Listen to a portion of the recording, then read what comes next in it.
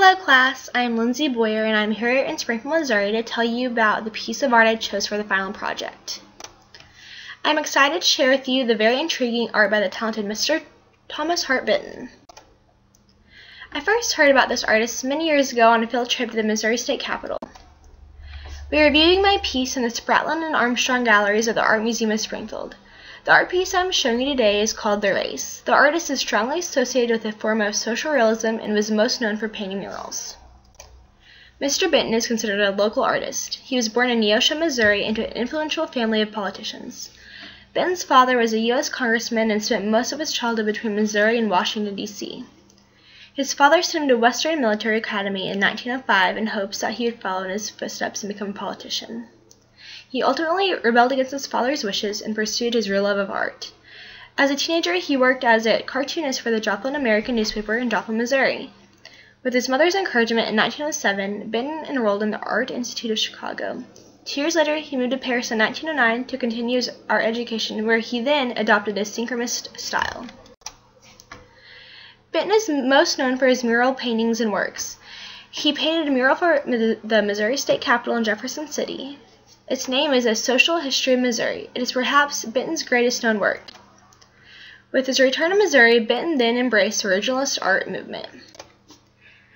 In the painting The Race, the plane of the painting lies mostly within the horizontal area. The cloud in the sky curls slightly upward to show rising in the vertical area, but it's still a nice complementary to each other. The race shows asymmetrical balance because it is not the same on both sides, but is still aesthetically pleasing. The shades chosen to paint this piece has both ends of the value scale. There is pure black and then pure white. It shows off different hues of the neutral colors. This piece was painted in 1942 during the social realism movement. This movement started in the 1920s and 1930s. It was greatly dependent on the politics and economy status of the time. The movement brought light to the conditions of the everyday person and the struggles of the time. Benton himself liked to depict the everyday life of the lower-class, average Midwest American.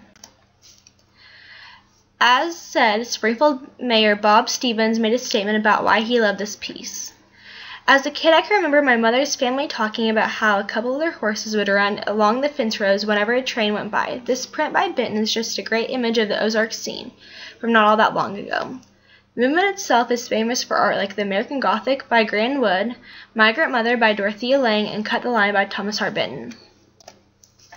I chose this particular piece because at first I was drawing a blank about what to do this project on. So I started Googling names for the artists that I've heard of before. I typed in Benton's name and found the image of The Race, and it compelled me to do a second glances at it. It just purely drew me in. It led me to the Springfield Art Museum website, where then I decided it's perfect to do this project on. It draws me in with the different levels of dark and light combining together to give it harmony. Something about the nature of the horses and the modernism of the train compels me to stop and look at it. It was just by accident I found this piece, but I truly enjoy it.